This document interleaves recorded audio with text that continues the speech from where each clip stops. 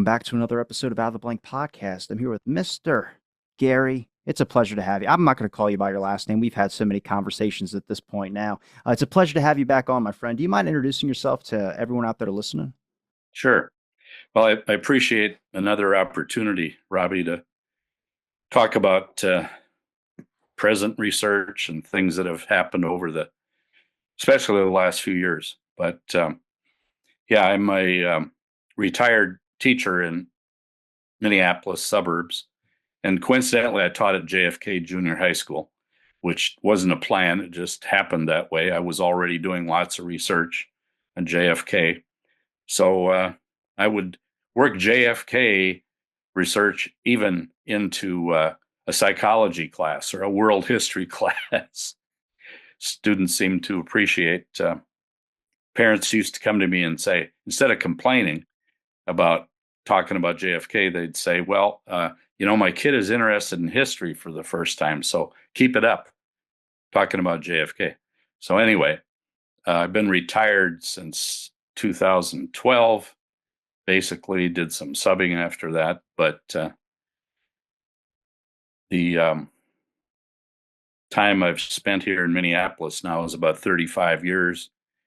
So it's kind of a place where opportunities to do more research have just kind of fallen in my lap. You got to be paying attention though. And then when things do fall into your lap, you start to think, what else am I not having fall into my lap? It's like, where are these hidden events?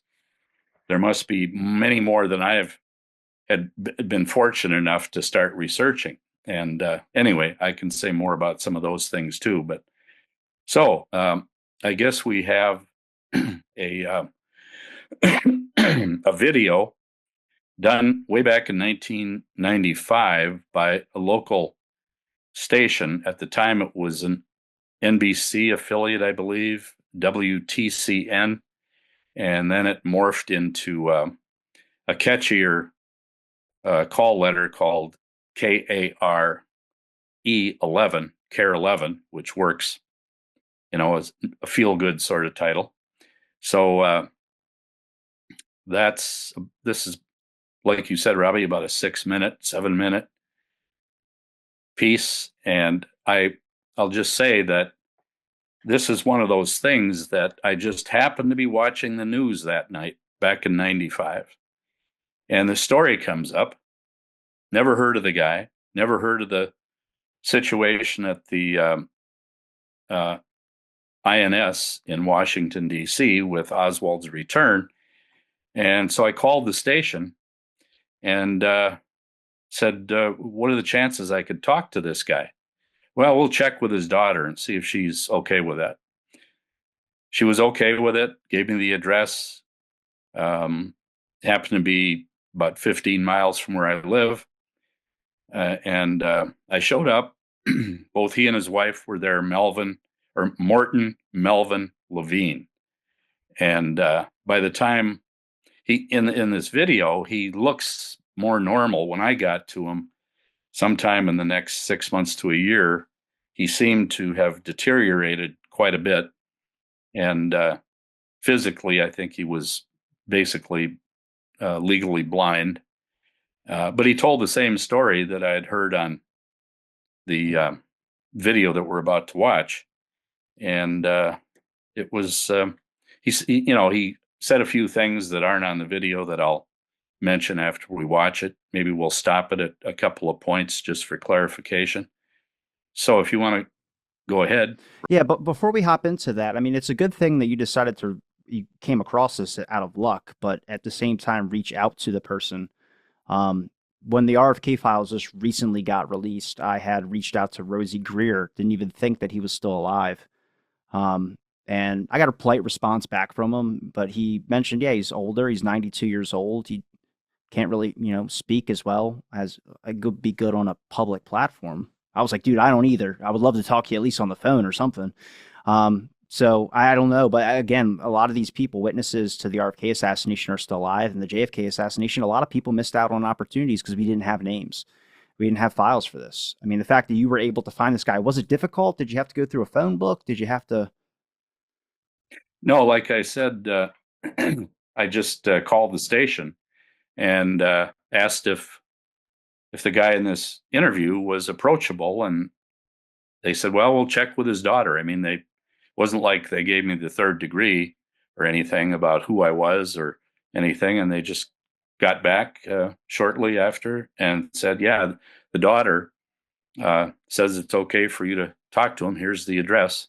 That's crazy that they gave out the address though, because for a lot of like stuff now, they won't do anything with that phone numbers. I've tried a couple news stations that interviewed JFK witnesses, stuff where there was like in an RFK case, a person that I know was there, but he added a bunch of stuff to the ending that I don't think is real.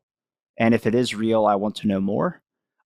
Mostly stuff that like when RFK was leaving the pantry or going through the pantry to go to this next party, it was to meet with Frank Sinatra. That's stated on like an actual news station thing. And I was like, I don't know where that came from. And I can't find his contact info anywhere. So I went to the station and they were like, we're not giving out any information. So that's good for you that you were able to get that. Yeah, maybe it was different 25, 30 years ago. I doubt it. It's not the first time something like that has happened. I think the first time was when I was 12 years old, when a newspaper boy trip to Minneapolis from North Dakota, where I lived, and we stayed in the same hotel as the Baltimore Colts. They were playing the Vikings the next day. It was their fifth home game ever in 1961, and we ran around that hotel in downtown Minneapolis getting autographs. And at 10 o'clock at night, I went up to the desk and I said to the desk clerk, "Where's Lenny Moore's room?" Now, Lenny Moore was the guy that had the white spats. He was a receiver. And I go up to his room. It's about 10 o'clock, knock on the door. He comes out in his underwear and sits down in the hallway with me for 15 minutes shooting the breeze. Now, talk about how things have changed. I mean, that's a bit longer from 1961. But, I met Johnny Unitas and everybody. And it's like, why do I have to go to another Vikings game? Been to the mountaintop. I'm gonna share the video now so we can play it, watch it. That's like I said, it's 6 minutes. We might pause, but we will probably speak over it a little bit too. So I think it starts off with the news broadcast originally. Gathering facility. WTCN TV, Channel 11. This is KARE 11 News at 10.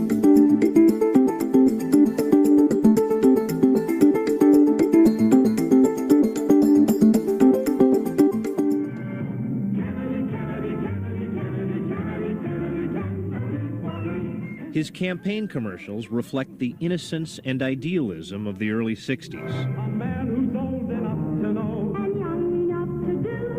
A time when anything seemed possible. Mr. Chairman, do I hear the Mr. Chairman, delegate from Minnesota? Mr. Chairman, this is Senator Humphrey. The energy, the faith. I love it when people comment stuff like it's 60 years ago. Why does it matter? This is why it matters. People cared. We'll light our country and all who serve it. There's Mrs. Kennedy, and the crowd yells, "And the President of the United States." Shaking hands now with the Dallas people, Governor and Mrs. Conley. The presidential car moving out. 6 seconds of unimaginable violence.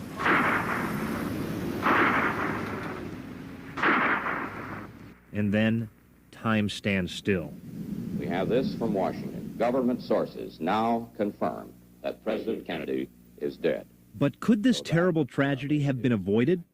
Documents obtained by KARE 11 News reveal for the first time how a Minnesota man with the initials MML nearly changed the course of history. Remember those initials, MML. Now, here's what happened. 2 years before the assassination, Lee Harvey Oswald was in the Soviet Union, desperately trying to get back into the United States. At that point, someone at the State Department wrote this letter. The letter asks that certain sanctions be waived so that Oswald, with his new Russian wife Marina, could return home.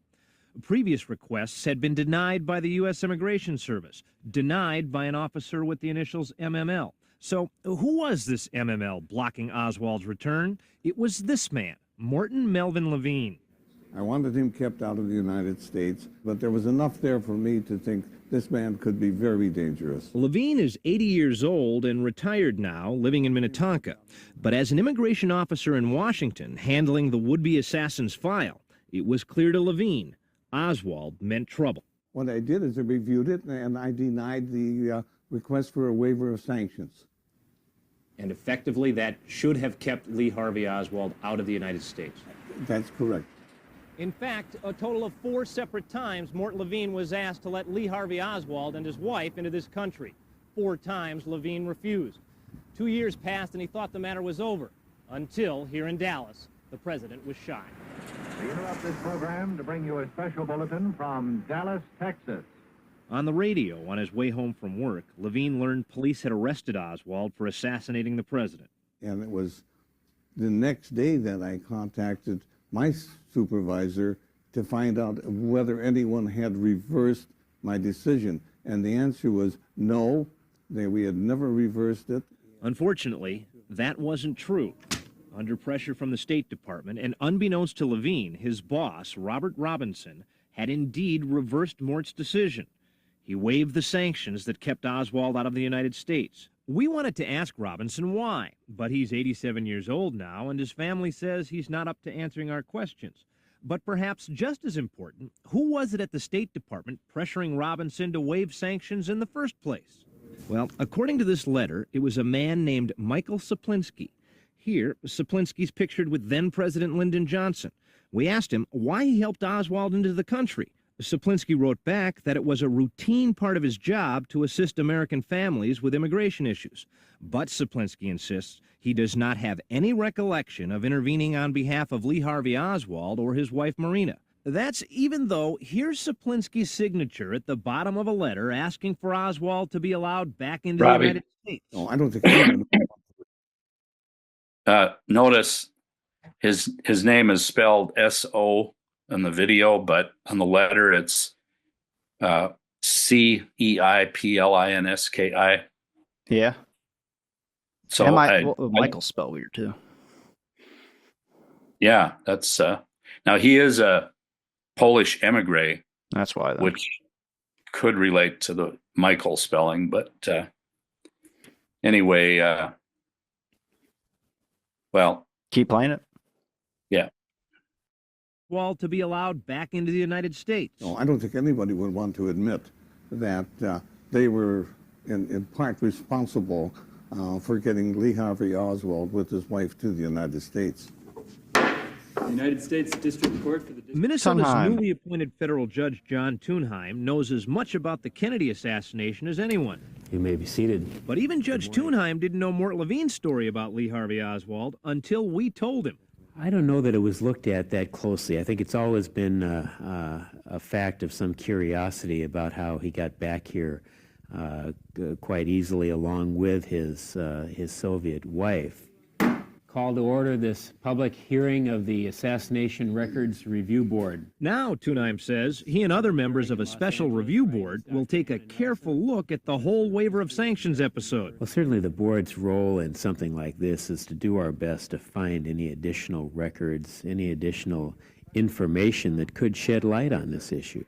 3 shots were fired. Meanwhile, although the judge remains open-minded, he says the theory that Oswald acted alone has some problems. There are a lot of holes in that theory, in the tests that were done afterwards. All right, I don't need to hear all that. What was your thought on the guy you contacted? What was different from what he said in that video where he stated that he said no? And well, he just said some additional things. There was nothing he said that contradicted anything in the video. Because if he's rejecting Oswald's passport, then who are the people that bothered to push it through or override his rejection? There's a multitude of theories here. I actually discovered through the HSCA audio interviews and stuff like that when they were asking Marina that Lee Harvey Oswald knew Connolly. They had lettered back and forth, whether Connolly actually signed it or not. And I don't know if that was the HSCA couldn't determine if it was because of the military thing with his discharge that he was going after, but they had known each other. Like Oswald had been messaging back and forth from Russia. He was sending letters. Right. Well, Lavine had some power as the head of the division at the INS that was in charge of defectors. So it wasn't like he was just a clerk. Each time that he would, and so this isn't in the video exactly. It just says he rejected him, and the fourth time he was overruled. Well, in fact, after each rejection, his boss, Mr. Robinson, approached him and said, come on, let him in. He's a good guy, that kind of thing. And Lavine could say, no, I'm not letting him in. So he does that 4 times. And the fourth time, now Robinson, his higher up, comes to him and says, you will let him back in. But you see, Lavine didn't know at the time that Robinson might be getting directions from somebody higher up in the State Department. So then the assassination happens, a year later after he's rejected Oswald's return. And then Lavine starts to think, what's going on here? I said he couldn't come back. Now, that implies that he didn't even know that Oswald came back. He was overruled by Robinson, but as far as communication to him, it sounds like that was the end of it. He didn't know that they proceeded to let him back in and have the State Department give him money, a loan to come back, etc. So the Saplinsky then that we saw, and I think we might see a bit more of him, says, well, that's just what we do at the State Department. We make it easier for people to get back, to be united with their family, because Oswald and Marina had a new baby. And so that sounds pretty good. But then if you look at Saplinsky's obituary, you discover that he's a hardcore anti-communist Polish emigre. Now that's fine, but it does represent some bias and some baggage on his part. He had become appointed as the head of internal security at the State Department. So here the INS is telling him, don't let him back in. And he just kind of minimizes it and says, well, that's what we do. We bring people back to keep them united with their wife and so on. But the story that then happens over the years is that Oswald got back into the country so easy. How could that be? Well, it wasn't easy. Lavine turned him down 4 times. Then it becomes easy when the State Department decides that that they want him back. Now, I was curious about what Saplinsky was, who he might be listening to. And I don't know if you're familiar with it, I'm not, but I've got some notes here. There is a podcast called Sidebar, also known as Law and Crime Network. And I was looking at that a couple of weeks ago, and they volunteered the information that there were 3 names responsible for bringing Oswald back from Russia in June of '62. A guy named Abram Shays, Chayes, a legal officer of the State Department, Llewellyn Thompson, who's almost a household name, who was then the ambassador to Russia in Moscow, obviously, and a guy named Samuel Wise, W-I-S-E, counsel of the American Embassy in Moscow. So what I haven't been able to get to these 3 guys' profiles, and other than the fact that I did discover in one of the documents that was just released by NARA 2 weeks ago, whatever it is, that Shays had been brought into the State Department, but there was some controversy about why he should be made a part of the State Department. And it seems that what this podcast is saying is that his profile was that he was too liberal.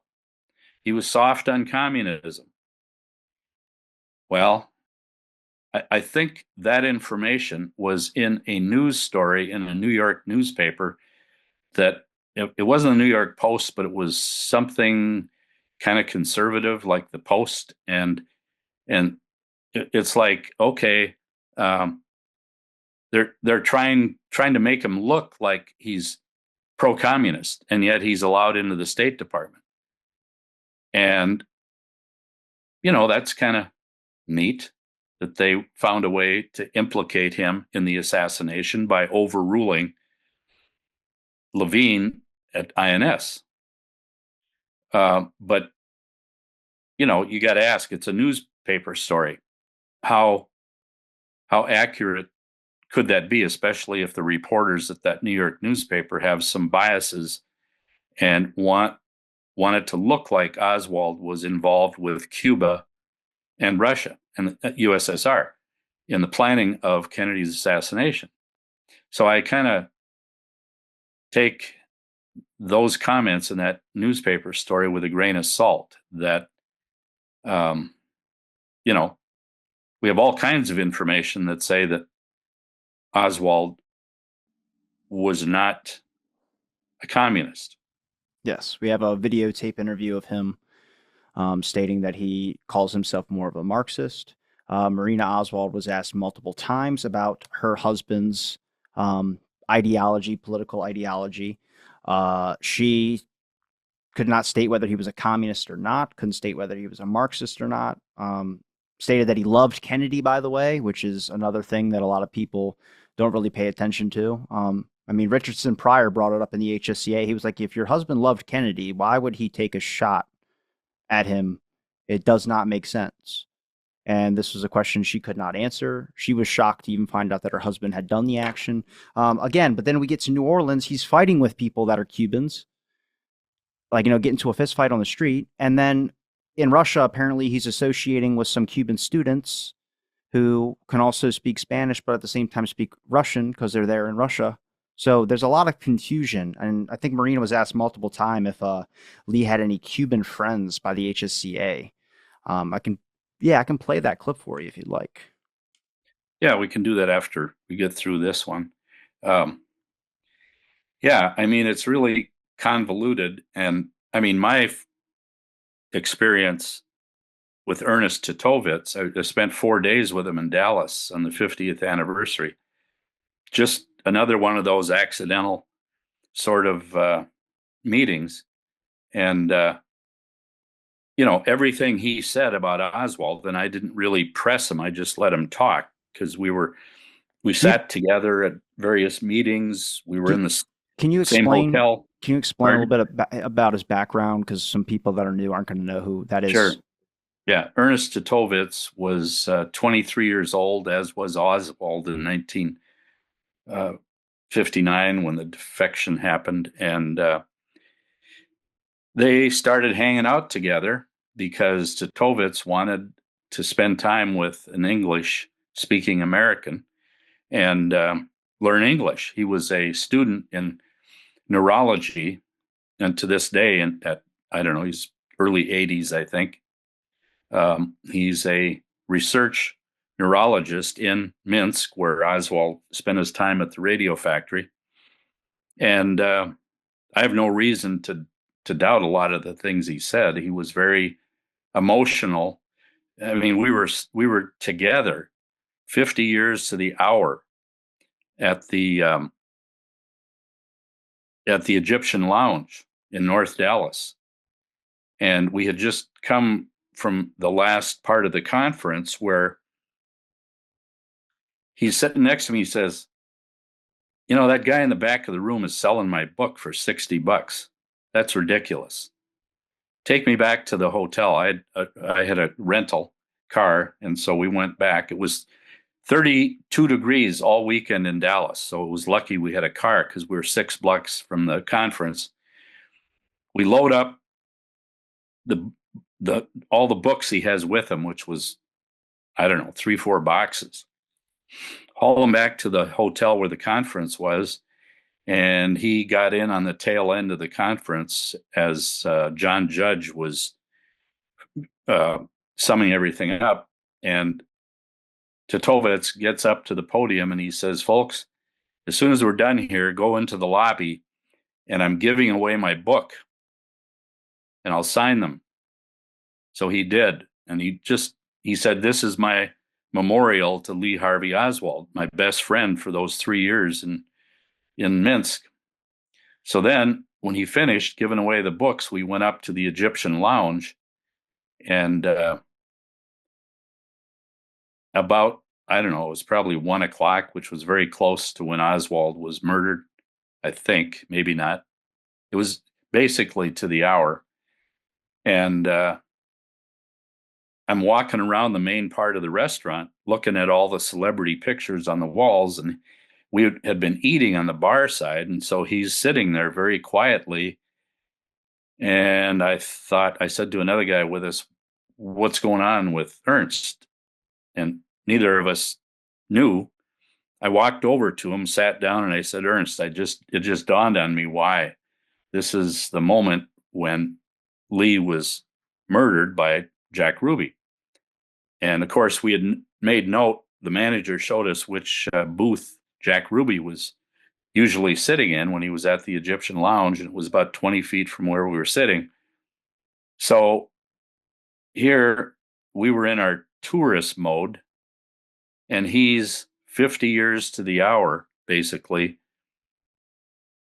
musing and, feeling down about the fact that this happened 50 years ago. And I said, "Ernst, I'm sorry, we didn't pick up on what you're thinking." And he says, "Don't worry about it. It happened a long time ago." So that just blew me away that we were at that moment, at his, you could say, lowest moment 50 years later, visiting Dallas. He hadn't been to the United States until then. So anyway, I proceeded to spend the next couple days with him, trying to get a bank account arranged with him so he could, when he got back to Minsk, he could ship books to the U.S. and have a system to allow them to get paid for. It's not like he wasn't going to sell any books, but the fact that he gave away so many was really phenomenal. And Did he feel honest to you? Because obviously there's been a couple people that have stepped forward claiming that they were close friends with Oswald. I think there's one that goes around, I'm blanking on his name right now, but he's a lone nutter guy and says that Oswald was crazy or something like that, or had some type of anger issues, and would always talk about, "Look what I can do" types. It doesn't sound like right compared to the Oswald. Obviously Oswald's profile is a bit back and forth. It's hard to tell what the real Oswald's like. I think that's through many of the lies and adding on to certain things in people's depictions. He becomes more of a chameleon of sorts. I mean, the number of questions asked by the HSCA when it came to Marina Oswald and the stuff she just seems like she just made up to either sell a book, fit the FBI's narrative, or just what someone was looking for so she could go home. She has to get blamed for that. I understand, I guess, the situation, but obviously the number of things that can come out later after the fact, a certain story and certain thing like that. I mean, did Ernst feel loyal, or just, obviously the way you describe him makes him sound like he's still in pain. So that definitely seems like a type of closeness. Yeah, I mean, he played maybe you're aware of the tape that exists of he and Oswald play acting some Shakespeare. And you can hear Oswald speaking English, obviously, and of course Ernst wants to learn English, but he just spoke highly of him. They'd go to the opera, they'd go, the way Oswald is portrayed as this lone crazed nut who was psycho doesn't fit with what Titovets described him as, is this very intellectual, very knowledgeable, arts. They'd go to, like I say, the opera. And they were chasing women at the same time. They were 23 years old, and I just have no reason to doubt him. If anything, he was a little standoffish in this. And the impression I got was he thought, you Americans are so naive or unaware of the rest of the world. And that was a little disappointing that he seemed to be critical of because at one point I had forgotten where Belarus was. And I mentioned it to him as we're eating at the Egyptian lounge. And he says, you don't know where Belarus is? And made me feel like I was an idiot. I mean, he didn't say those words. Well, Russian people are a little bit blunt. Yeah, that's true. So anyway. It's Paul Gregory is the guy who talks about having a friendship with Lee Harvey Oswald. I don't know the whole specifics of what his angle is, but I'm pretty sure he sides with the whole official narrative thing, and it's kind of what the media interviews when it comes to, we have Oswald's friend. He's the guy that usually gets mentioned, not really. I think I've seen a couple videos, documentaries with Titovets. But then, like I said, there's another guy, the Paleo Kokolachev dude, who was interviewed by the Las Vegas Sun, who was the only really record I can see where it says Oswald was a bad shot. He didn't believe the official narrative either, but apparently in the documentary, it's all in Russian. I wish I could play it so you would be able to get it, but I don't have it all translated into English. But the clips I do have on it, he states about knowing Oswald. I can play some of those clips. There's not any left of the other interview we played originally, the beginning one we just did. So I can pull this one out, and then you can tell me what you think or if you've ever heard this before. Like I said, I had to dub it over 7 or 8 different times to make sure that the Russian translation was actually accurate. Not so if I got the same repetitive process of like the same exact sentence. Just let me say one more thing about Lavine. I find it intriguing that he was involved in the first drug bust on the Canadian border that involved the Bronfmans, which are the richest family in Canada, and they started a brewery or a distillery in Regina, Saskatchewan, when they arrived from Russia in about 1900, I think it was, and they didn't realize that you couldn't grow tobacco, at least in that part of Canada, and so then they flipped to doing distilling. Well, it became a route from Regina, Saskatchewan, through Minot, North Dakota, through Minneapolis and Chicago to deal with Capone's system of bootlegging. And so somehow Lavine, in his first job as a border patrol agent, was involved in this bust by aircraft, watching from the air as people were crossing the border. And anyway, that's a lot earlier than when he became the INS agent. But what he did tell me then at the end of the interview at his house was that he didn't think there was a conspiracy. So even after getting overruled the way he did, it wasn't like he was suspicious of the State Department. I said, did you ever think it was a conspiracy? And he said, no, I don't think it was. Well, I don't know what that means. Maybe he had more information to push him that way and just didn't share it. But from the people you've spoken to about Oswald and the research you've done, what is Oswald to you? Just so I can get a good basis here. Because I do have a lot of clips that we can talk about, and I'm sure you'll have different thoughts on them, because I don't think a lot of people know that some of the stuff is out there. But obviously, I mentioned earlier, Oswald's a bit of a chameleon figure, depending on which version of Oswald or which Oswald you want to look at. What's your version of him? Well, I don't think I've ever doubted his innocence. I mean, I would tell my students at JFK High School that I started researching the assassination 2 months before it happened, meaning I was at a place where in North Dakota where Kennedy was speaking. I didn't particularly like Kennedy at the time, so it wasn't. I mean, it was a bias I got rid of quickly, but the bias didn't include thinking that Oswald had done it. I maybe didn't think that far. I was only 16 years old, so it may have taken a few years for me to start homing in on his innocence. But the stuff I was reading and the people that were coming through the University of North Dakota in the late 60s when I was a student, ex-CIA agents like Philip A.G. and can't think of the other one now, but I was getting a pretty good firsthand dose of what was wrong with the Warren Commission.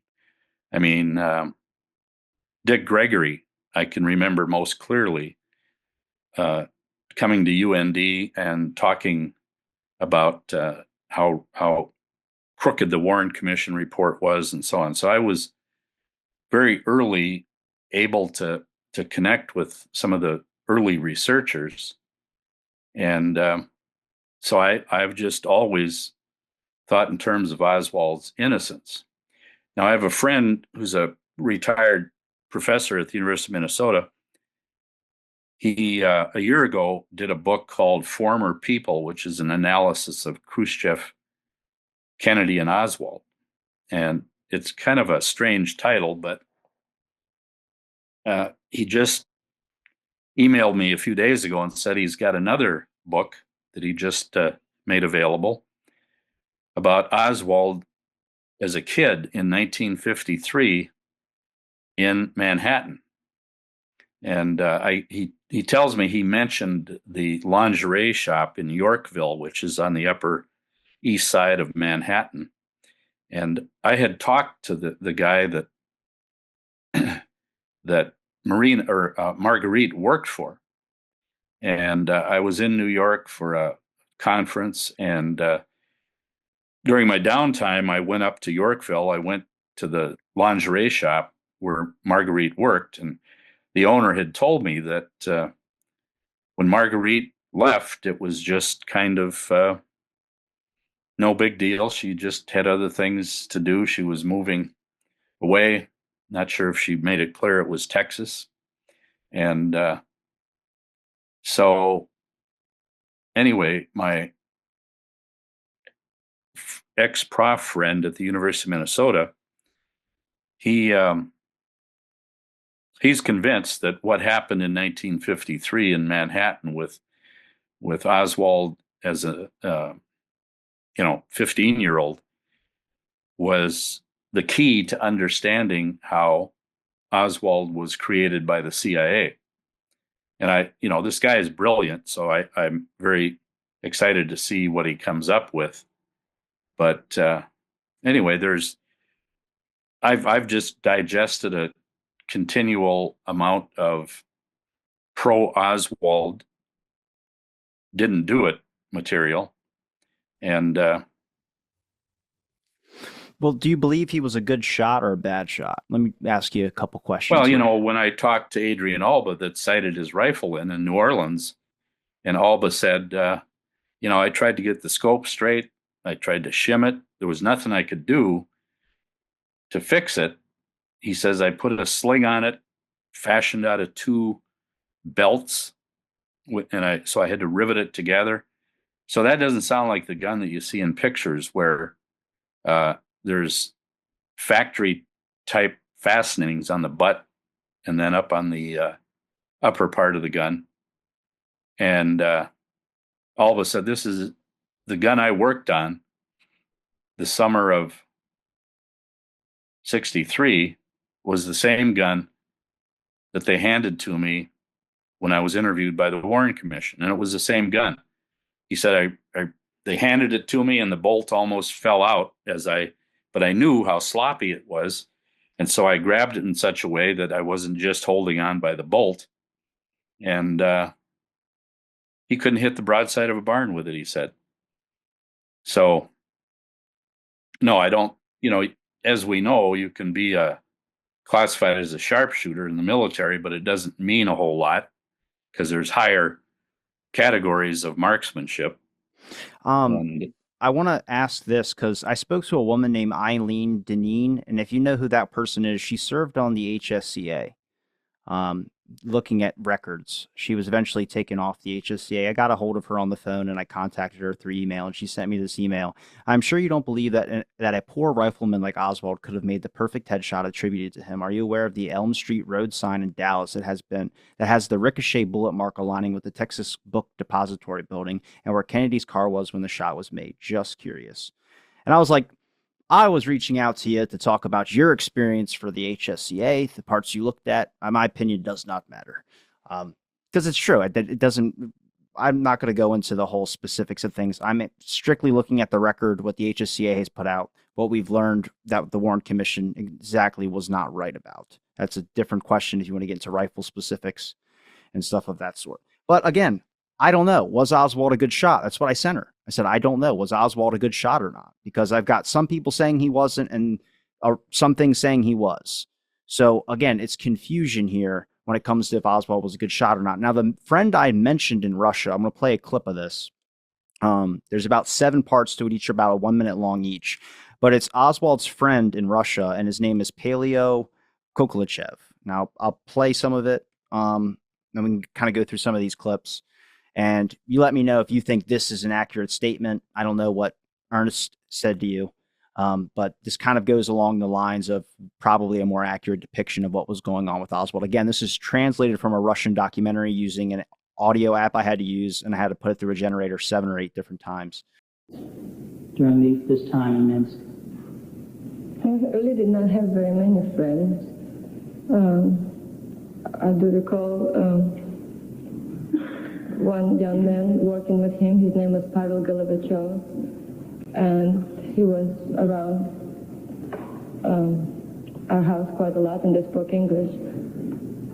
Now, right now is Marina talking. If you look, I put the clip of the Las Vegas Sun article where Paleo, whatever his last name is mentioned. And he is in this photo with a young Lee Harvey Oswald with 2 people in the back. And it states, this is what he stated in the article: my attitude to Oswald was the same as if he were an extraterrestrial. It was interesting for me to know that he was an American-like. He was quoted as saying, Golochev said he found Oswald to be a weak man, not very bright or an intellectual. So for this young gentleman, it was a good practice. Would you consider him Lee's closest friend? I think so. When was the first time you met him? I do not remember if I met him before we were married or shortly after he came by the house. Did he work with Lee at the radio factory? Or I even went out that he was invited to the wedding as a friend of Lee. Now, Marina mentions his name and says she doesn't know really where they kind of met. But this article that the Las Vegas Sun interviewed Golochev about, he told the magazine he met Oswald in the Belarusian capital of Minsk while they worked in the same radio factory there. Now, if I show you the part 2 to this clip. Do you know whether Oswald and it's still Marina. Mr. Golovachev ever talked about politics together? I really don't know because they spoke in English. They spoke in English? Yes. And why did they do that? Because Pavel Golovichov was studying English language, and not very many people you can speak the language and with, so he said it was a good practice for him, being around me. Do you think this was one of the reasons that he befriended Oswald to perfect his language ability? It could be, and he was interested about the United States, for sure, and they talked about compared to life. Now, again, Marina lies a lot, but that is an accurate statement based on the interview with Golochev. He states that he was interested in Oswald's Americanness. It's quoted in the article. Now, I don't remember if it's part 3 or part 4 that I have where he starts. So it'd be part 4. Do you think this was one of the reasons that he befriended Oswald to perfect his language ability? It could be, and he was interested about the United States, for sure, and they talked about compared to life. Do you know how they met? How these two individuals met? No, I don't. Have you ever heard from this individual since you left Minsk, Mr. Golovachev? I do believe when we moved back to United States, we did receive some letters from Soviet Union, but I do not remember exactly from whom. That's possible. Generally, what kind of person was he, Mr. Golovachev? He was quite bright. Do you read what that says right there? The magazine quoted him as saying that Oswald at one point bought a hunting gun and joined a Soviet hunters club, but that he rarely attended training sessions and was a bad shot. He failed to hit the target even once, Golovachev told the magazine. So again, we're talking about who actually knew Lee Harvey Oswald. We got one person saying he's an excellent shot. We have Ernst saying he wasn't a good shot, or you saying he wasn't a good shot, and then we have this guy saying he wasn't a good shot. I think there's a lot of people or I guess a couple people that stated that he wasn't a good shot. I haven't seen, like, besides like some Warren Commission stuff, that Oswald was a good shot. I mean, if they're replicating certain things, I don't know. Like I said, it brings the confusion in a little bit more. I have like I said, I think 2 more of these to play. One is going to be part 4. It's going to be with the translation from the Russian documentary here. Golovachev Pavel Pavlovich, born in 1941 during evacuation, Belarusian. In 1959, after finishing school, moved to Minsk and joined the radio factory. In 1960, entered the Belarusian Polytechnic Institute. That same year, while working in the experimental workshop, met Lee Harvey Oswald. In January of 1960, at the beginning of January, a guy appeared in our workshop. So, it looked like this. The senior foreman Lapchuk was riding through the workshop asking who knew English. That's how we met Lee Harvey Oswald, who, after about 1.5 to 2 months, got a 1-room apartment in this building. So a lot of this stuff, the audio's kind of messed up when it had to be dubbed because of the audio quality of the documentary that came out in the 90s. But the dubbing subtitles, the English translation is correct. About 2 weeks after my acquaintance with Oswald, a man met me in the courtyard of my house and showed an identification of a State Security Committee officer. Started from afar. Began showing photos of some criminals. Do I know them? I don't. Well, then gradually moved to the main topic, that you so easily and nicely got acquainted with this guy. So sometimes you'll meet with me and tell me about it there. Well, he introduced himself as Kostikov. I think Alexander Fedorovich. So this guy meets this dude in a courtyard, asks him how he became so friendly with Lee Harvey Oswald, and then says occasionally, every now and again, we're going to meet, and you're going to tell me about some of the conversations that you have with Lee Harvey Oswald. Now, Marina just stated in her testimony that the only person that she really remember coming over a lot was this guy. So how much information did this guy gather out of there? I don't remember if it's this is part 5. I don't remember if it's part 6, or it might be part 6. Oswald was already living here. He began to acquire things little by little. A record player, a radio, a camera. So then, having bought the camera, he couldn't load the film himself. One of the most basic and simplest Soviet cameras, Smena 2, which even a schoolchild can load, as it just involves 2 enclosed cassettes. He couldn't do it himself and asked me. That's that. And with the tourist radio, perhaps when he was changing the batteries, he accidentally shorted the variable capacitor. Using a regular kitchen knife, I was able to quickly and easily fix that defect for him, so he could listen to the radio. And if you consider the version that he was a CIA agent, I think that a CIA agent would have been able to do all this himself. Again, he falls apart from the official narrative when it comes to Oswald's shot, the stuff about Oswald being spied on, which is in this last part right here. The Diary of Lee Harvey Oswald. So the Diary of Lee April Harvey Oswald. 1960. After moving to my new apartment, I lost track of Rosa, but I met Pavel Golovachev. His father is General Golovachev, twice hero of the Soviet Union, commander of the Air Army in northwestern Siberia. Pavel is a young man of my age, friendly, intelligent, an excellent radio technician. I told him, I literally said, and trust your friends less. Others won't tell you. But I'm telling you, they're watching you. Right here, on this balcony. That's when I told him about it. He didn't ask. He didn't show any interest in finding out who, what, how. It seemed like my statement alone satisfied him. Well, and probably as I recall now, it seems like he wasn't very pleased about it. So he knows that there's eyes on him in Russia, spying on him, based on this guy's conversation with him.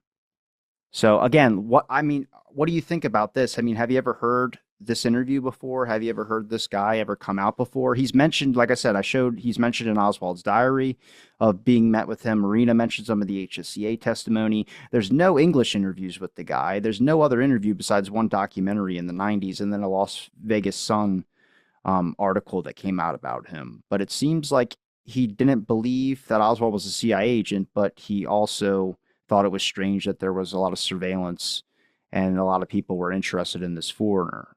If we follow like the fake defector background. Yeah.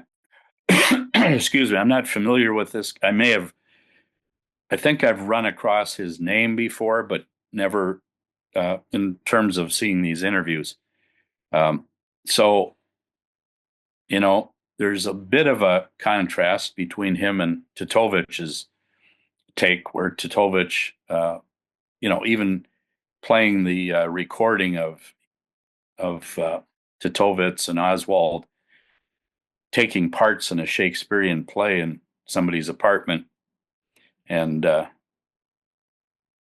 was like Titovets was trying to leave the impression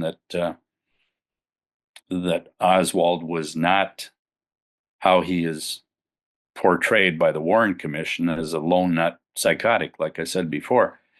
But this guy seems to be in pretty good agreement with the idea that he wasn't CIA. Now, I never got Titovets like I said, I wasn't pressing him. I just let him talk. And he never brought up anything about whether he was CIA himself or if Oswald was. I just think after becoming familiar with Melvin Lavine in Minneapolis and his experience turning Oswald's admission back to the States, turning it down 4 times, that the State Department was doing, they were handling Oswald, in my opinion. He didn't have to know everything. And the fact that they were turning him into this potential assassin makes more sense to me than him being witting about that happening. Now, a lot of it, as I understand, a lot of his observation being observed in Minsk and in Moscow before he went to Minsk was Russian or Soviet intelligence. I mean, they had in the believe it was in the hotel in Moscow that they had already put holes in the floor with either cameras or bugs in order to pick up who he was talking to, who was visiting him, et cetera, et cetera. And it was probably in Minsk too, because the Russians are trying to find out who he is. Is he a defector that's legitimately going to give us U-2 secrets or not? And so the previous clip here by, what was his name again? Golachev? Pavel Golokachev. Yeah. He may have been confusing what he thought was what Oswald was being observed about and by who.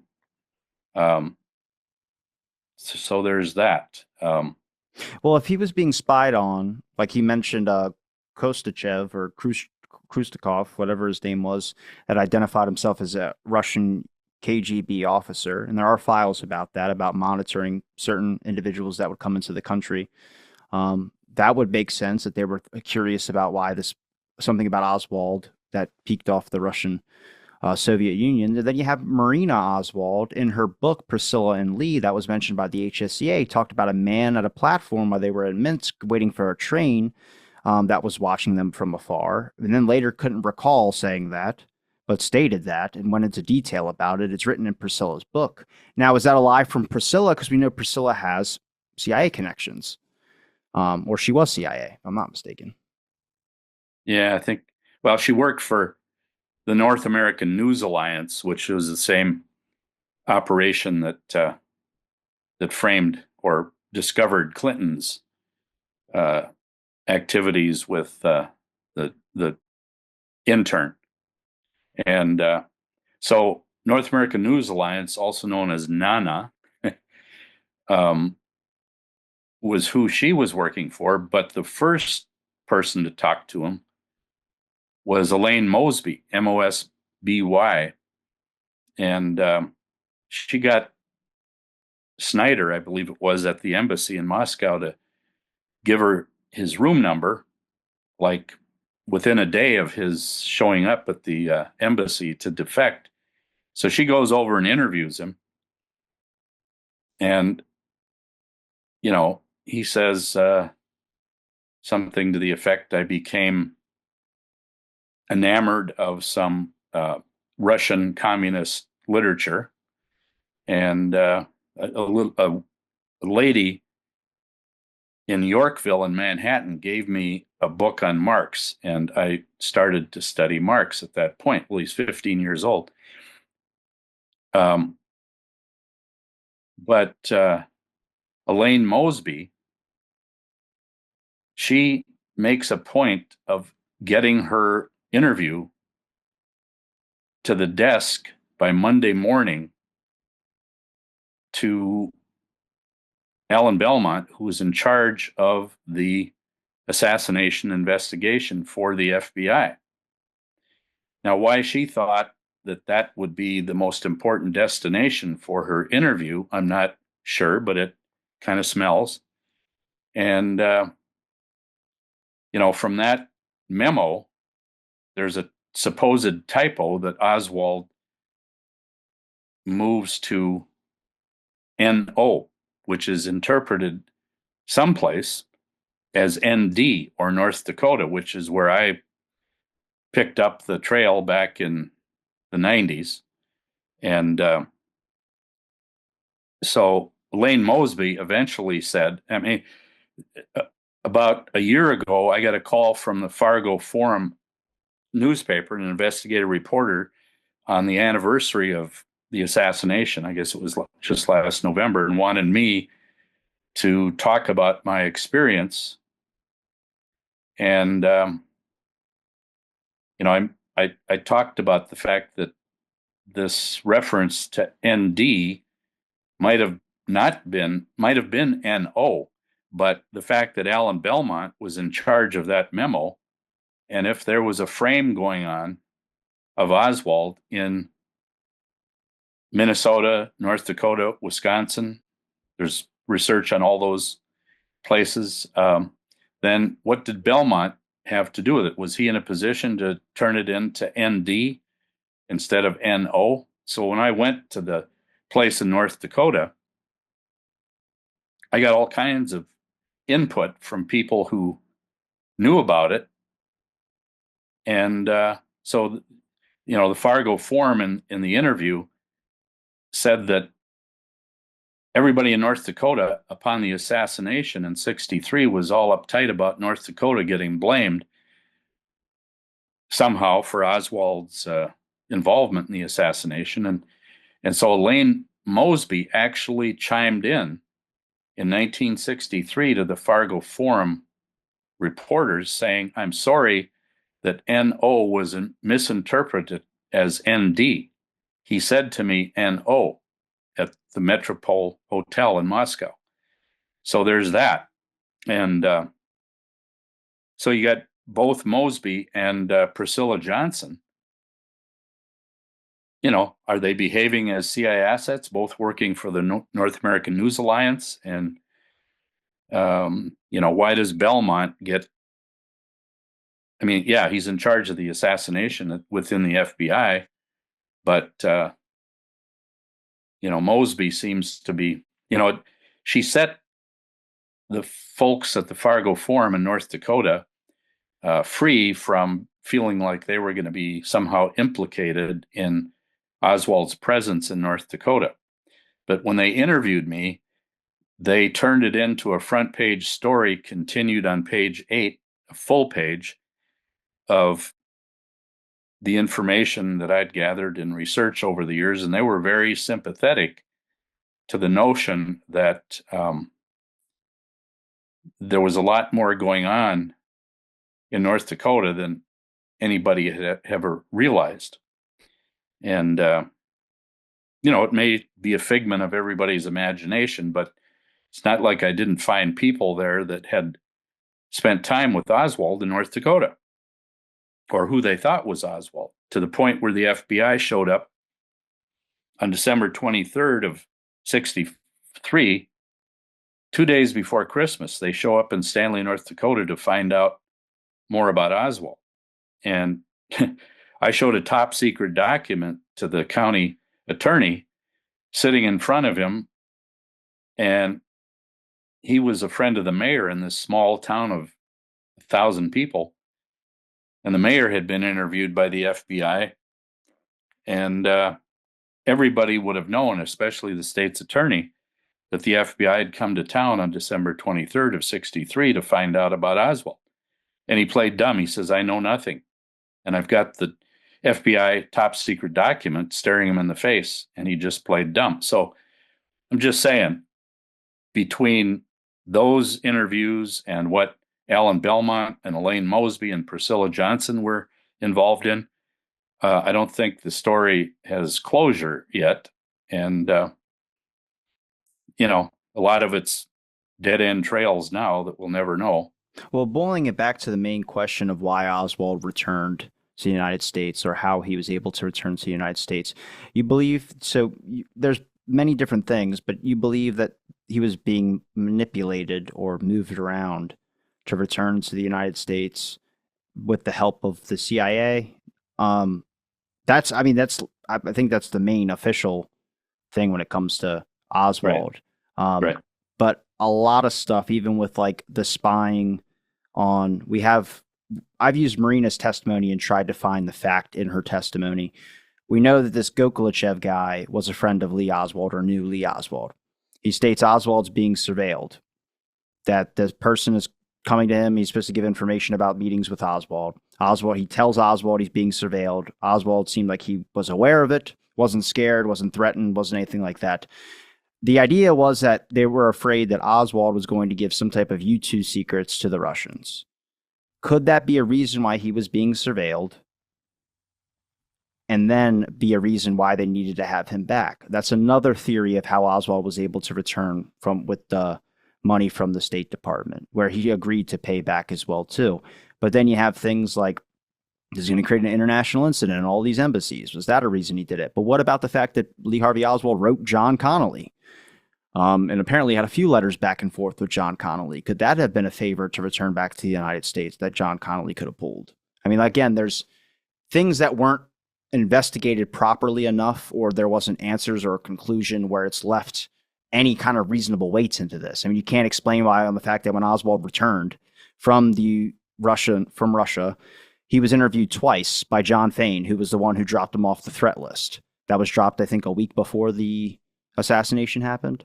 That was supposed to alert all Secret Service people that there was this person with this background in this area. John Fain interviewed him twice. On the second time, said Oswald is not a threat. Both times he was asking about Marina the first time, and the second time he asked if at any time that she's ever contacted or you're ever contacted by Russia, can you let us know? And he agreed to do so. He's a lot politer the second time around. I'm going to play this real quick because what Gokulachev says about a guy meeting him and that Oswald was being spied on, that's one person. You can't use that as evidence. But we have an HSCA ask about Priscilla Johnson's book where Marina stated that there was a person spying on us in Minsk. And this is where Stokes asked Marina, did you tell Miss Johnson this? Because Marina kept stating that she printed this in the book, Marina and Lee. Anything she told Miss Johnson was 100% accurate. But there's statements that they had to bring out, and she doesn't remember them when she's being asked. So again, I got two clips on the person. Well, don't you tell Miss Johnson about someone that you walked over to, that you recognized in a railroad station, and that you walked over to about a KGB agent? I don't remember that right now. Again, in Priscilla Johnson's book, page 139, where she says this, the chairman told her that the commissar knew everything about her and her husband. We knew each time you had a date. We knew when you applied for your marriage license. We knew the date of your wedding, he said. Marina was chilled but not surprised. She had long been aware that the commissar was a tool of the police. His members were often assigned to report on the activities of their friends. Did you tell Miss Johnson that? Yes, and all the facts in the book are true. So again, spying from Russian surveillance onto Oswald and Marina at the time as well, too. Again, this could be a thing of why he was able to get his loan back. I'm going to play that as well, too. But this is what I wanted to... This is Lewis. In Priscilla Anderson's book, Marina and Lee, at page 187, where it says this, the Oswalds spent their last night in Minsk at Pavel's.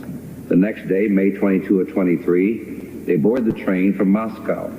Russian fashion, their closest friends, including Pavel and all the Ziggers, came to the station to see them off.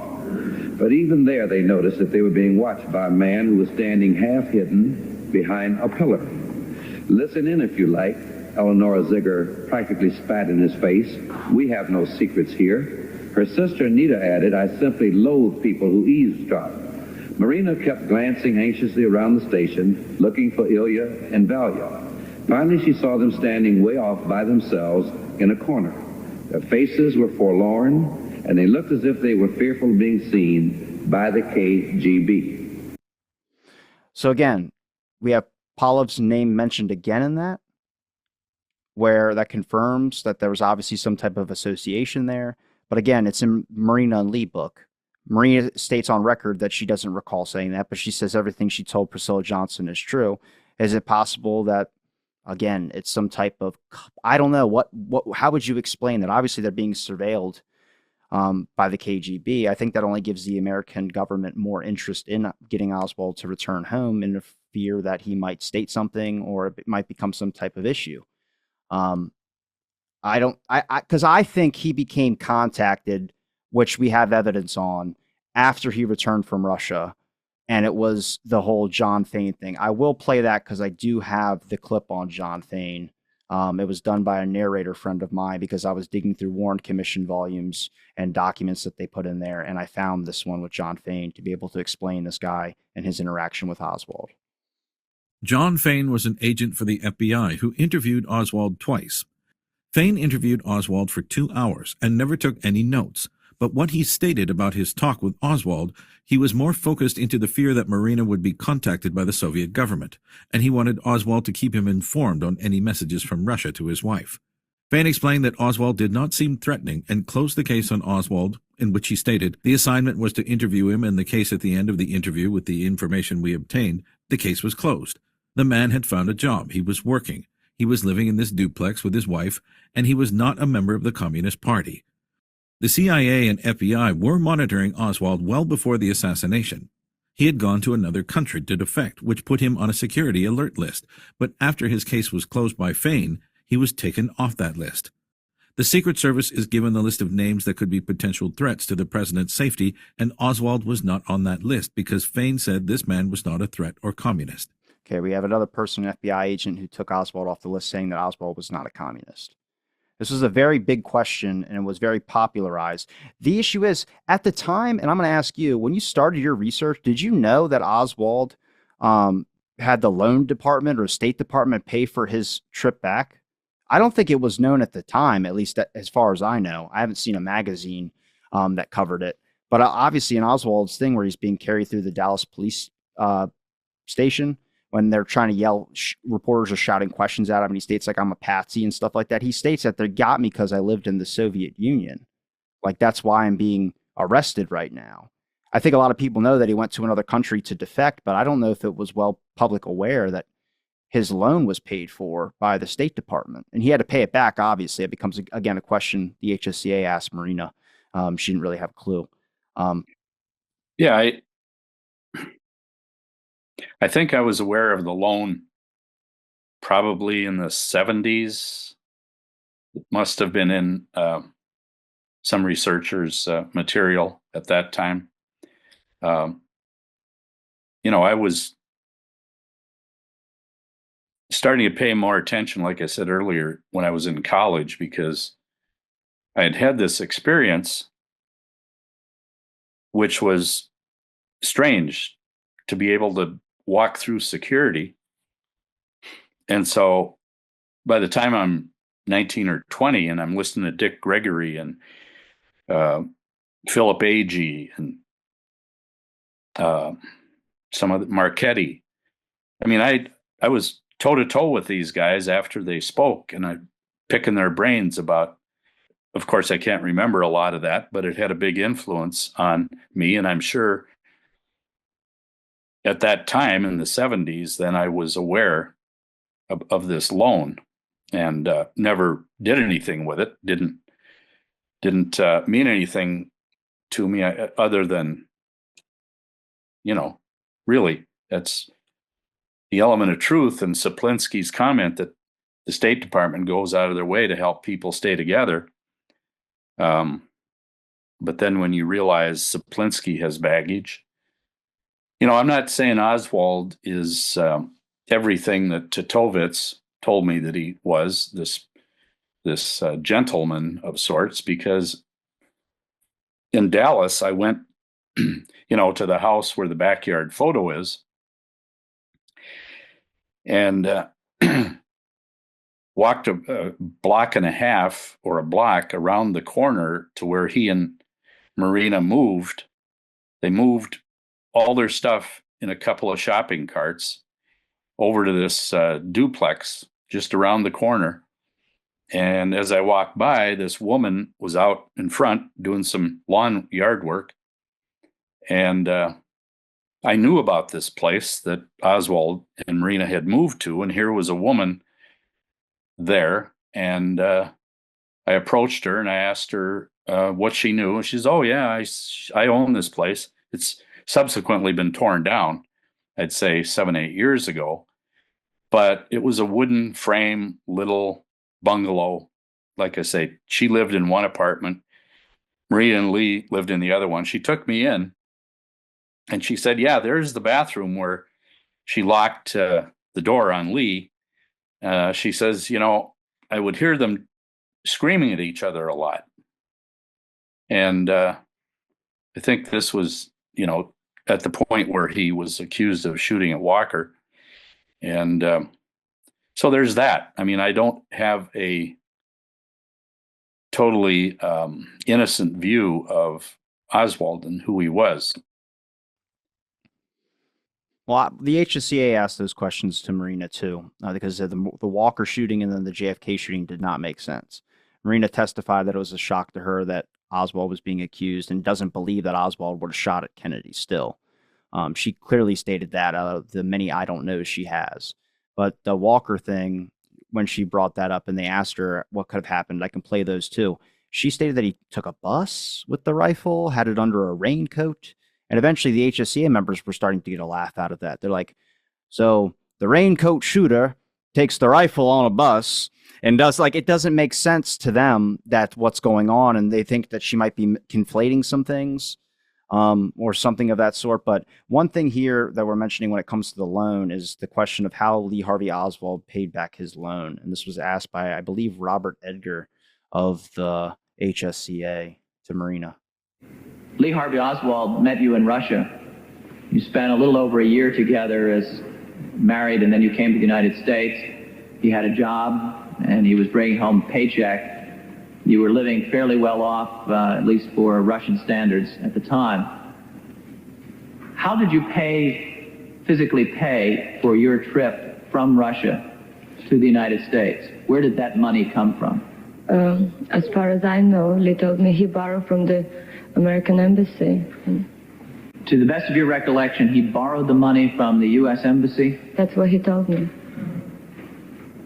Did he, at any time, to your knowledge, physically go to the U.S. Embassy? Yes, sir. To pick the money up? Oh, I answered the question, so did he physically go to the embassy? So if you pause right here, and that's where the tape cuts in the HSCA thing, and I have, when it picks back up is 5 minutes later, and they're talking about a whole different thing. So I don't have no clue where the conclusion of this went to. But if you look, the things that I highlight here, let's say he's paying back $10 in, what is that, October 1962.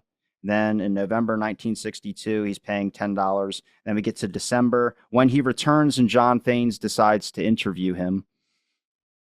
Then we got $190. Then we got $204. So he went from two $10 paybacks to the loan to then sparking it up to close to $200. And they range after that for the next 2 months after or 3 months after. There are $200 payments. And then I think the last one is like whatever's left on the loan that was paid back. So, I mean, if you use the idea that Oswald was contacted and was giving information about Soviet people maybe contacting Marina or something of that sort, informant low level, I don't know. It's just interesting. I mean, he was bouncing from job to job. He was also moving as well too. I mean, I don't know what his source of income was, but it didn't look like he was making enough to be able to pay that high back of a loan and also be able to afford his own place as well too. And still buy the kids' clothes and things of that sort. So that's a question that wasn't answered because the tape in the HSCA it cuts off. It's also the same thing with the HSCA that when they talk about Hosty, cuts off again too. There's a couple things about Hosty in there, but a lot of people don't remember, or a lot of people don't know this, is that a lot of FBI people were disciplined by J. Edgar Hoover for their actions and handling of the Oswald case. That became a topic for the HSCA, and then the tape goes off record about certain individuals. People like Hosty were fired or he was moved somewhere else. And he stated that as well. So I think Hosty believes it was a Russian thing as well too. Again, these are things that are in the case that make Oswald even more confusing, and trying to dig through and find facts here as well as asking you questions about your opinion on the loan, because there's many different reasons why people think. Again, another one that I have was the Oswald knew John Connolly one that I had mentioned earlier. I'm going to play that real quick just so everyone can see that it's just not made up or fantasized. It was in the HSCA. The reason I mentioned Mr. Connolly, I mentioned his name only because Lee was correspondent at one time in his life with Governor Connolly. Well, can you tell us a little bit more about that? What had he in effect said about Governor Connolly? Not very much. I just learned from him when we were in Russia that he did write Governor Connolly for some legal matter, I think, about his him coming back to the United States or have something to do with the service. I do not recall what it was. Then we received a letter from Governor Connolly, and Lee pointed out the envelope with the instead of a stamp, it was Mr. Connolly's picture on it, and he explained to me that's how people who wants to be elected, it's a form of advertisement before election or something like that. Did this have something to do with the type of a discharge that he had, which he was dissatisfied with?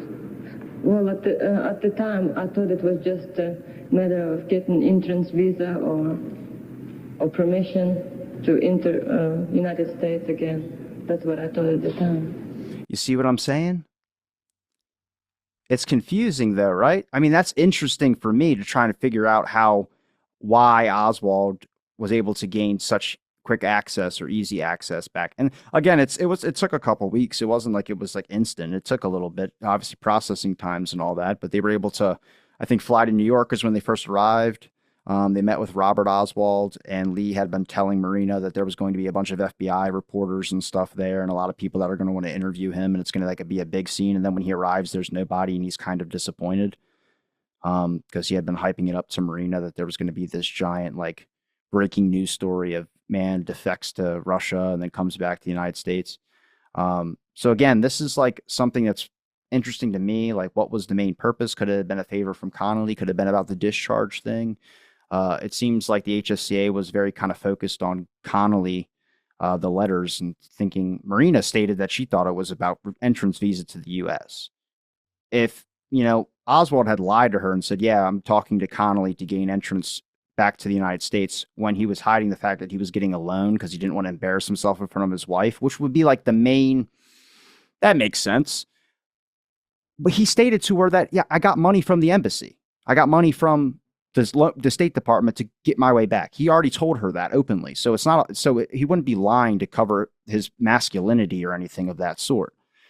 So again, like there's a lot of stuff with Marina that it's I don't know, but it's also like she's stated some things on different accounts that the HSA was able to find and talk to her about.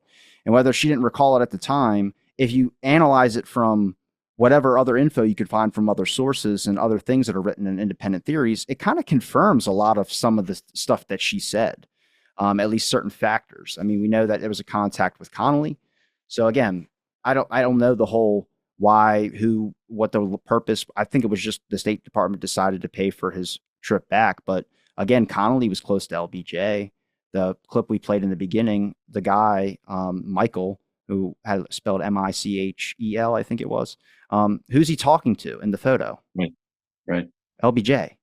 I'm not an LBJ did it guy, but I'm just saying, if you really examine the whole factor here of, could have this been something that was in the works of getting this person, a defector, who, I don't know, maybe was mindlessly being moved around. Plausible deniability is the best thing for the CIA. I'm not really trying to speculate a whole lot here, but this creates an even more complex aspect of Oswald again. So I wanted have you interviewed Ed Tatro? No, I have not. Tatro. Do you know him? I do a little bit. He's friends with David Denton, but he also doesn't really do a whole lot of shows. Right. He's very prolific at various conferences. I'm not sure he's ever been with Lancer, but he talks to Marina. At least this was the case a few years ago. I think he probably still does, because he developed a relationship with her. Talks to her every month or so for the last 40 years. And I think he probably knows more about her than anybody. And I think he believes her. So that might, just for your own. Well, I think we're all in agreement as researchers that I think Marina might have been badgered by certain individuals or investigators to say certain things. I think we all agree with that. It's in the HSCA. She tells Richardson Pryor, who was chair of that subcommittee of the JFK assassination, that she did not like the FBI at all. She thought they were very hostile.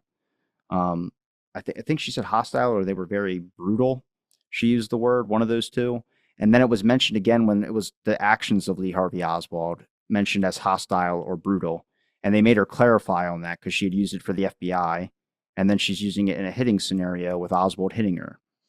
Anything you look at by the Warren Commission, it was a lot of stuff that came out of Marina's mouth. Now, I don't think Marina's necessarily lying about everything, but I do think that she said some things that necessarily shouldn't be attributed to, I guess, the full conclusion on Oswald, if that makes sense. Like, I think the one account we have of Oswald hitting his wife was the fact that Georgia Mornshield saw it or saw something like that, but they hit each other. Like, when she was asked again, did Oswald beat you all the time? Was he just a vicious husband? And she said no. So she's being asked again in more specific questions in certain areas, which was good that there was like 6 or 7 people asking this, but it starts to morph the picture. I mean, if you think he's a wife beater, defector, whatever type person, and he's just a communist, whatever, you 100% agree with the official narrative. But if you look at the number of times they asked if he was a communist and they said no, if he called himself a Marxist, but again, he might have had some type of communist ideologies or beliefs, but who could really tell the difference between someone that wasn't American or patriot? You know what I'm saying? Like, if you're not a Trumper, or if you're not identified as a Trumper, you're either a Trumper or you're anti-Trumper. There's like two groups. What about the people that don't give a shit about politics?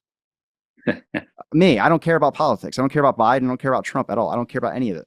So you get into this aspect of things, and when specific questions were asked, I had you remember the phone call with Richard Russell of the Warren Commission people getting asked to be serving on the Warren Commission? Yeah, vaguely. He told LBJ that he wasn't going to serve, and LBJ says, "I don't want to have to sick the FBI on you, but you're goddamn going to serve." There's another phone call that happened earlier in that day with Richard Russell and LBJ where he was talking about a commission and putting people together. That did not stem from J. Edgar Hoover. There's a famous conversation with J. Edgar Hoover about establishing a commission. Literally within a few hours of Oswald being killed, Joe Aslop and somebody else was having a conversation about creating some type of blue ribbon committee that can go through this and do all of this. And LBJ is on the record many a times before the official November 29th announcement of the Warren Commission stating that everything is going to report back to Hoover's report. But LBJ, for the first couple of days after the assassination or Oswald's murder, was not wanting to do the Warren Commission at all. He just wants the FBI to do it and take a hold of it. So this conversation comes from LBJ and Dick Russell earlier in the day before he was asked to serve on the commission. And he literally states he doesn't think it was Khrushchev, but they start blaming Castro. So again, if you're thinking it's Oswald, it is Oswald, 100%, nobody else. That's interesting. But you're gonna lend your name to this thing because you're head of the CIA committee in the Senate, and you're gonna have Fulbright and Hickenlooper on it because this thing is breaking faster than you think. And I already talked to Hickenlooper and Fulbright and asked them to go with you, sit on your committee because I don't want these things torn up. Secretary of State came over here this afternoon. He's deeply concerned, Dick, about the idea that they're spreading throughout the communist world that Khrushchev killed Kennedy. He didn't. He didn't have a damn thing to do with it. I don't think he did directly. Well, no, Khrushchev didn't, but he thought he'd get along better with Kennedy. All right. But we got to have some people. I wouldn't be surprised if Castro had. All right, then okay. That's what we want to know. He said, I don't think he was completely or directly involved in it if we're talking about Khrushchev. And then what did Dick Russell say? He says, I wouldn't be surprised if it was Castro that had something to do with it. Again, these are the people that said in their conclusions that it was Lee Harvey Oswald acted alone and there was nobody else. I think a lot of this stuff gets overlooked because it was done or it's not as popularly talked about in certain historical context or conversation. I think a lot of people, I didn't know those tapes existed or earlier conversations with Dick Russell. I thought it was just the one on that day. But there's like a good 15-minute phone call of there. So again, this episode we started with the whole thing. We didn't necessarily have a plan of where we were going to go with it. I like how it turned out because we're kind of looking more at Oswald based on your experience, the things you've come across, your respected opinions and research, and also digging through some of the HSCA stuff. It confirms some things, and then there's other things that just weren't investigated that we just don't know. I mean, it still makes Oswald a big mystery in the grand scheme of things, but I guess the main point is the factors that get attributed to Oswald. We have a communist person, lone nut, crazy person who shot at General Walker when he was never a suspect in that scenario. That was only confirmed by his wife. Again, that's brought up in the HSCA. They say, you lied to protect your husband. I think it's Harris. Well, yeah, it's Ford Sr. He says, you lied to protect your husband. And then she goes, yeah, I lied to the FBI and told different things because I was trying to protect, I have loyalty to Lee. And he goes, but then you gave him the most incriminating thing he was never even accused of, which was shooting General Walker.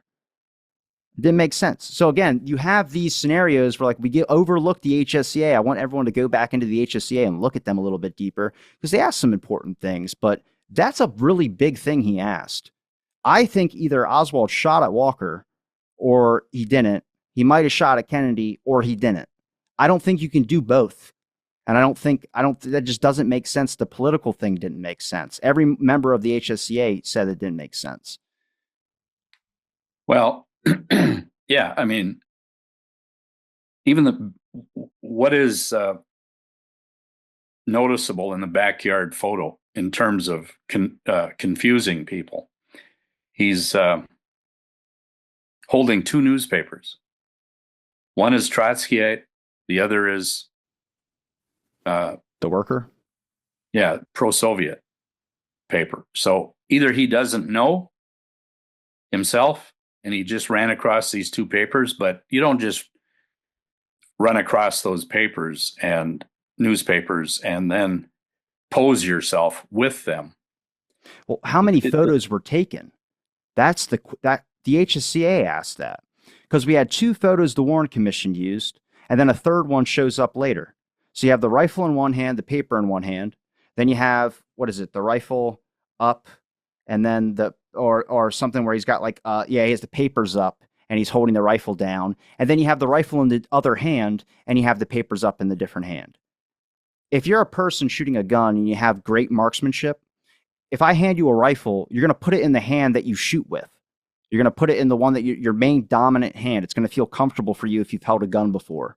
You don't swap them around to do that. You would keep it in the same one. So it shows that he might have little to no experience of when it comes to holding a rifle or shooting a rifle. He might have owned a gun, but it doesn't mean you know how to shoot it or do anything like that. It might just be a cool thing to, hey, look at this, and show it around like some stupid kids do. But again, there's 3 photos that were found. When Marina admitted to burning a photograph, the HSCA asked her about it because there is apparently a photo of Oswald holding the rifle above his head like this. Like if he's doing like a fascist or anti-fascist type thing. And they think that might be the photo that Marina had burned with Margaret Oswald in the toilet. I think she stated that she burned it and flushed it down the toilet or something like that.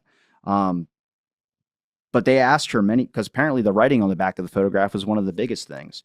Just because you brought that up, I am going to play this, and then it'll probably be the last of the clips. But it is pretty important. And like I said, when we kind of gloss over the HSCA's investigation into things because of the fact that everyone says the fix was in, I do believe that. I mean, there's a lot of things there, and I think the acoustic evidence at the end was the only reason that we even got as far as we did when it came to leaving the door open for a conspiracy. I mean, what are your, let me just ask before I play this, what are your thoughts on the HSCA? Well, the fact that Blakey apparently wanted it to be the mafia did it scenario that they settled upon. A lot of people think that's pretty much contrived just to throw us off the State Department's involvement and the CIA involvement and so on. And I just think it's fishy that seems to be the takeaway that people remember today about it. I mean, yeah, I have no doubt the mafia had something to do with it, but like people always say, they couldn't manage a lot of the cover-up or even events leading up to the assassination, but the CIA and the government could. The State Department have abilities that the mafia just doesn't have. But so that for Blakey to make it a mafia did it thing, I think is pretty disingenuous. Are we shocked by that though? Because of the fact that like Blakey's whole thing is organized crime. Right. Yeah. I mean, it's kind of like if you're a cop and I kind of show you a bunch of videos on anti-cop videos, you're going to be a little bit partial to the cop side of things because you are one. But I wanted to show this because these backyard photographs had something written on the back of it. This was mentioned by the HSCA, and it was kind of really questioned pretty hard by Floyd Fithian. Now, it's attributed to Marina that she wrote on the back of those photographs. She does not recall ever writing or saying that she wrote. She said it looks like her handwriting, but just the style with the sarcasm in the remarks. Because what does it say that's said everywhere? Hunter a fascist, right? On the back of it. Hunter a fascist, ha ha ha. They asked her about it. She says Hunter for fascists. They're like, for? Is it for or of? She's like, Hunter for fascists. So now you're going from Hunter of fascists, of killing fascist people, to hunter for fascists. So now you're working with fascist people. It's a small little change, but it was something that was, again, not really glossed over, but it became a big topic for the HSCA. I'm going to play part 1, 2, and 3. There's like 9 parts to this, so I'm not going to play every single one of this. Let me find out where this is real quick. Hang on one second. Mrs. Porter, I want to return to the inscription on the back of the photograph briefly. Before I do that, let me ask you, how much education have you had? How many years of schooling? I finished school and I attended pharmacy school afterward for 4 years. I've only had a little bit of study of the Russian language, but even a very cursory, very brief glance at the back of that photograph would indicate that not even a grade school student of Russian writing would have written that. Now, I could go through several reasons why I cannot believe you would ever have written it unless you were intentionally trying to mislead someone. Just a couple of very quick things. So, again, that's Floyd Fithian that stated to Marina, basically calling her a liar. I'm going to play this one. I cannot. Now, I could go through several reasons why I cannot believe you would ever have written it unless you were intentionally trying to mislead someone.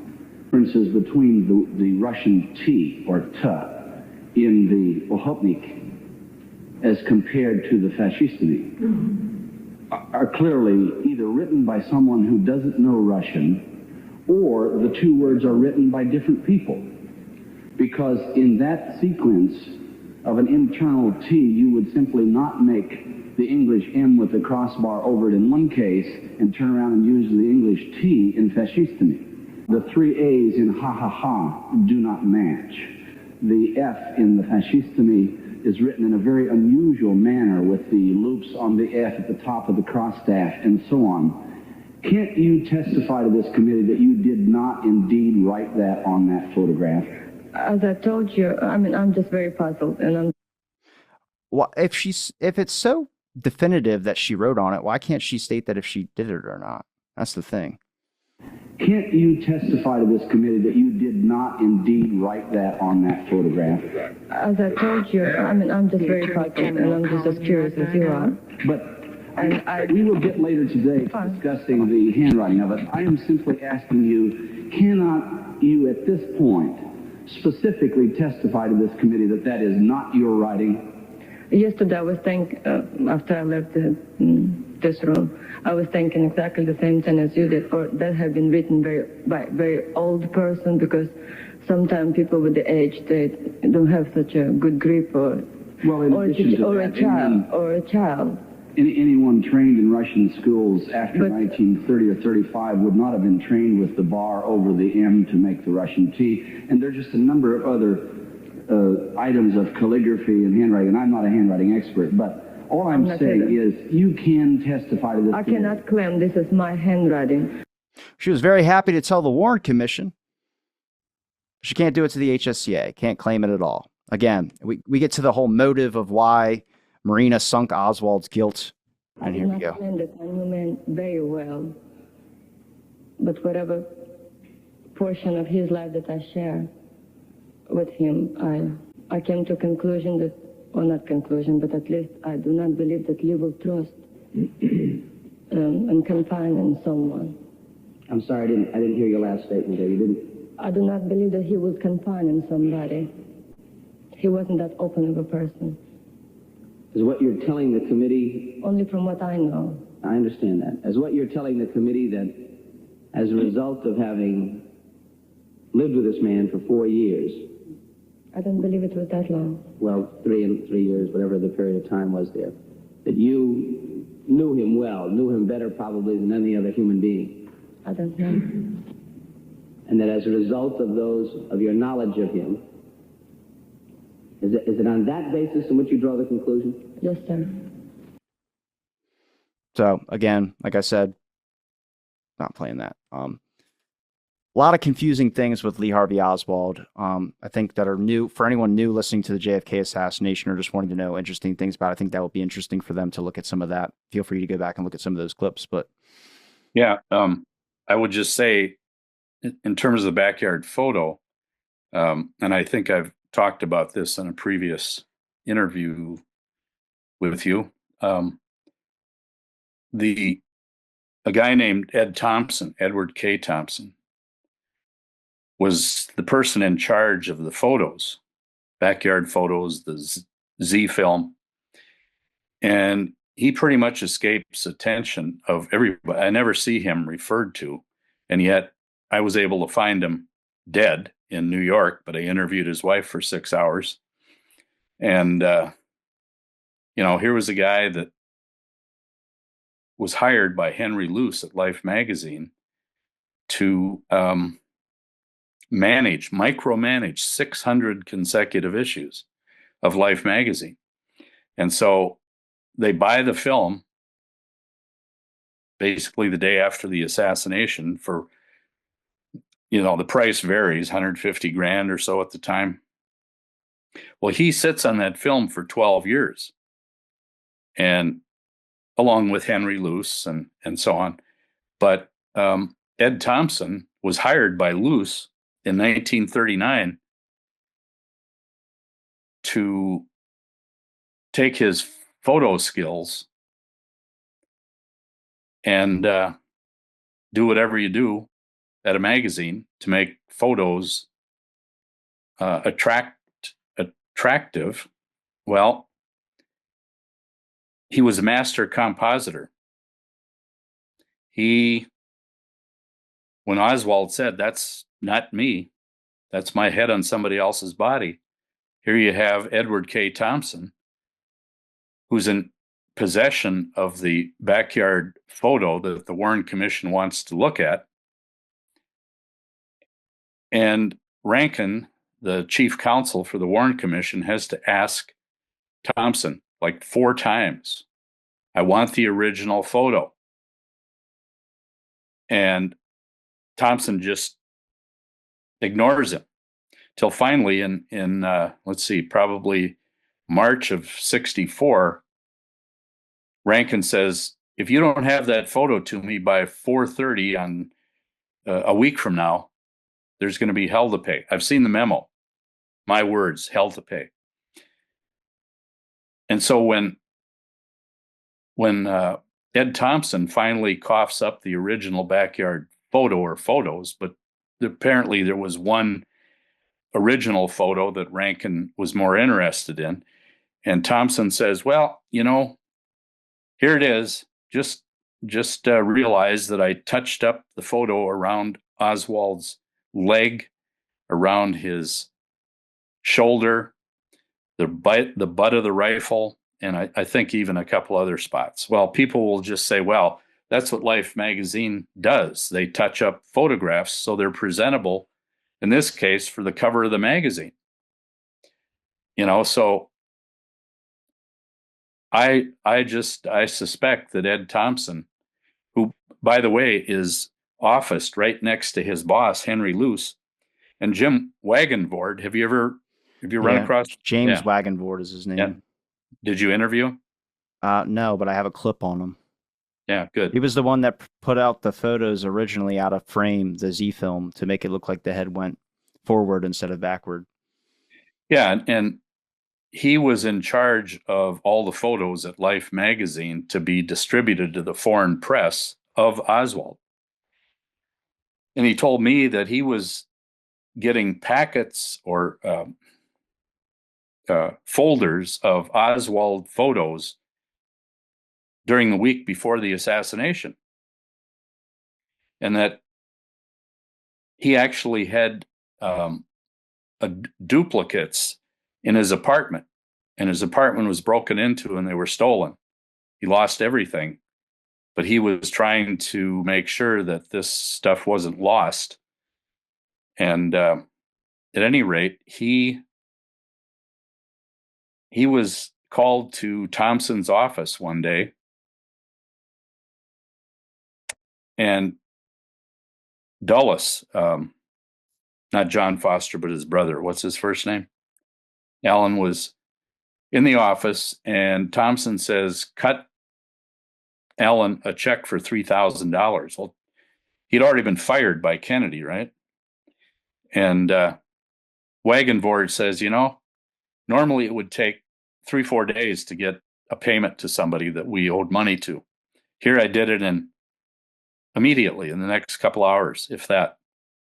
3,000. So here was Dulles on the Life magazine payroll, in effect, if he was getting paid for whatever.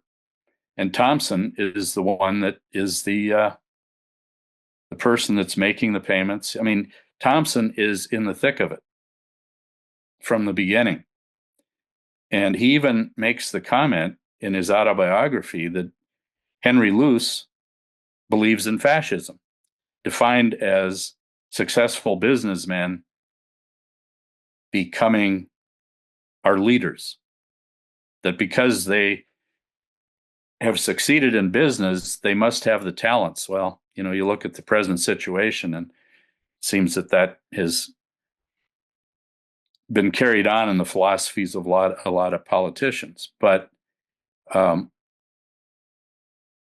Thompson makes the comment, Henry Luce says he was a fascist, and I think I believe in fascism too. So, that's the only thing he says in his autobiography that gives you any clue to being a